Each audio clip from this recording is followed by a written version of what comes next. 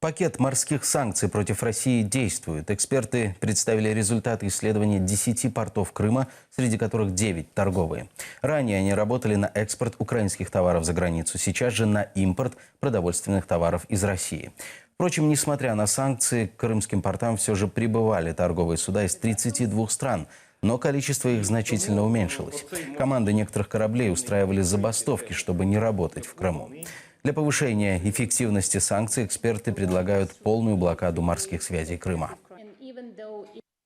Екіпажі, судновласники відмовились працювати на Керченській переправі.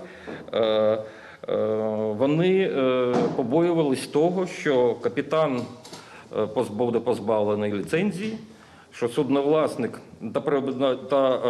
підпаде під кримінальну відповідальність, що він втратить паспорт моряка, що судновласник теж підпаде під міжнародні санкції. Відповідно, санкції